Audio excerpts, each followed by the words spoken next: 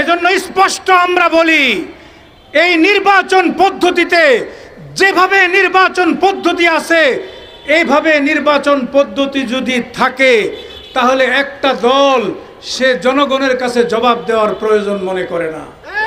এই জন্য এমন একটা পদ্ধতিতে নির্বাচন করতে হবে যে পদ্ধতিতে সাধারণ মানুষের সকল ভোট এবং ভোটারদের প্রতিনিধিরা সংসদে থাকে। সেই পদ্ধতিতে বাংলাদেশ খেলাফত মজলিস ঘোষণা করেছে, পেয়ার পদ্ধতিতে উচ্চ কক্ষ আর নিম্ন কক্ষে আংশিক পেয়ার পদ্ধতি যদি হয়, তাহলে তাদের ক্ষমতার দাপট কমবে। এজন্য আমরা বলি, একচ্ছত্র ক্ষমতা বাংলাদেশে আমরা চাই না। প্রিয় ভাইরা, বর্তমান সরকারকে কি বলবো, এত মানুষের ম্যান্ডেট নিয়ে গোটা জাতি ঐক্যবদ্ধ হয়ে ডক্টর ইউনূসকে ক্ষমতা দিয়েছিল। ডক্টর ইউনূস ব্যর্থতায় পর্যবসিত হচ্ছে। আমাদের আফসোস হয়, এখনো পর্যন্ত জুলাই সনদ ঘোষণা করতে ব্যর্থ হয়েছে। এই জুলাই সনদ ঘোষণা করে সমস্ত সাংবিধানিক পাওয়ারকে, সমস্ত সাংবিধানিক অর্গানগুলোকে বন্ধ করে দিতে হবে। জুলাই সনদের মধ্য দিয়ে দেশ চলবে। পরিষ্কার বক্তব্য, সংবিধান স্থগিত করে জুলাই সনদের মাধ্যমে দেশ চলবে।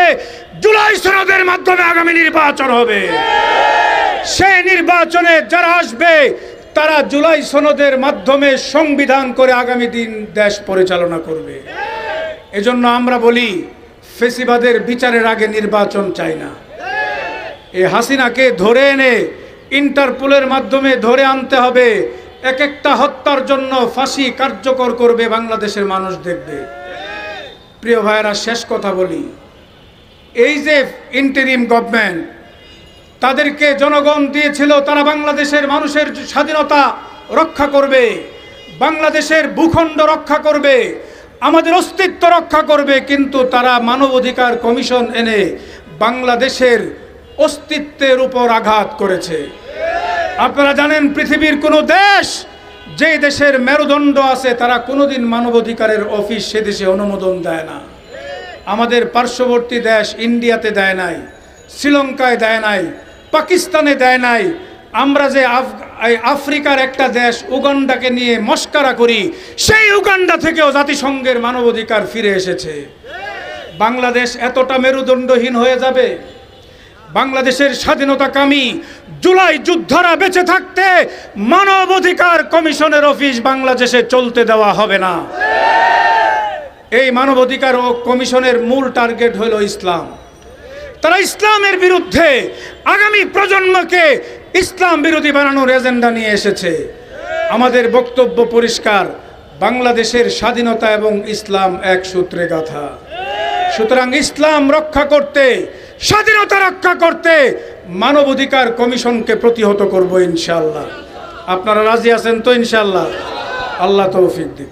যুব মজলিস ঢাকা মহানগর শাখার উদ্যোগে আয়োজিত আজকে জুলাই গণহত্যার বিচার, জুলাই সনদের দাবি এবং ঢাকায় জাতিসংঘের মানবাধিকার কমিশন কর্তৃক কার্যালয় স্থাপনের প্রতিবাদে আজকের এই বিক্ষোভপূর্ব সমাবেশের সংগ্রামী সভাপতি, উপস্থিত জাতীয় নেতৃবৃন্দ এবং সাংবাদিক ভাইয়েরা ও আমার কর্মী ভাইয়েরা, বিগত 16 বছর এই বাংলাদেশে একটি খুনি ফ্যাসিস্ট শেখ হাসিনার সরকার এই 16 বছরে উল্লেখযোগ্য হারে, বিশেষ করে 2013 সালে ঢাকার শাপলা চত্বরে হেফাজত ইসলামের শত শত মানুষকে তারা খুন করেছে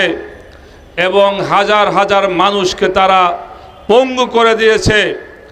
এবং বিশেষ করে 2021 সালে হাজার হাজার আলেম ওলামাদেরকে গ্রেপ্তার করে বছরের পর বছর জেলে কারাবদ্ধ করে রেখেছে এবং আমার ভাইদেরকে হত্যা করেছে। এরপর সর্বশেষ গত জুলাই আগস্ট যে গণ অভ্যুত্থান ঘটল, এই গণ অভ্যুত্থানে এই জালেম শাহী শুধু তাদের ক্ষমতায় টিকে থাকার জন্য ১৬শত মানুষকে তারা খুন করেছিল। আজকে পরিষ্কার দাবি বর্তমান গভর্নমেন্টের কাছে, অবিলম্বে দ্রুত সময়ের মধ্যে এই গণহত্যাকারীদের বিচারের দৃশ্যমান আমরা দেখতে চাই। আজকে অভিযোগ উঠতেছে অনেক উপদেষ্টা পরিষদ তারা নাকি গোপনে আওয়ামী লীগের সঙ্গে লিয়াজু করে বিচার কার্যক্রম পিছিয়ে দিচ্ছে। আমরা পরিষ্কার বলি, ডক্টর ইউনূস সাহেবকে বলি, আপনারা জুলাই আগস্টের এই গণ অভ্যুত্থানের মানুষের শহীদের রক্তের উপর দিয়ে আপনার সরকার ক্ষমতায় বসেছে, অতএব কোনোভাবেই ফ্যাসিবাদী শক্তির সাথে আপোষ করা যাবে না, তাদের বিচার কার্যক্রম নিশ্চিত করতে হবে। দ্বিতীয় বিষয় হলো জুলাই সনদের বিষয়। আমাদের বর্তমান গভর্নমেন্টের প্রধান ডক্টর ইউনূস সাহেব বলেছিলেন যে আগস্ট মাসের 5 তারিখের মধ্যেই জুলাই সনদ বাস্তবায়ন করবে, ঘোষণা করবে। আমরা তার কথাই বাস্তবায়ন করার জন্য আজকের এই মিটিং থেকে আহ্বান করছি। 3 নম্বর বিষয় হলো আজকে সারা বাংলাদেশে নয়, সারা বিশ্বে প্রায় মুসলমানদেরকে নির্বিচারে হত্যা করতেছে, সেখানে জাতিসংঘের কোনো ভূমিকা নাই। ভারতে মুসলমানদেরকে হত্যা করা হচ্ছে, অন্যভাবে হত্যা করা হচ্ছে, সেখানে কোনো ভূমিকা নাই। এমনিভাবে জাপানের উইগর সহ পৃথিবীর বিভিন্ন রাষ্ট্রে মুসলমানদেরকে অন্যভাবে করা হচ্ছে, সেখানে কোনো মানবাধিকার কার্যালয় নাই। কিন্তু আজকে হঠাৎ করে বাংলাদেশে আজকে কেন এই কার্যালয় স্থাপন করার সিদ্ধান্ত নেওয়া হচ্ছে এটা আমরা ভালো করে বুঝি।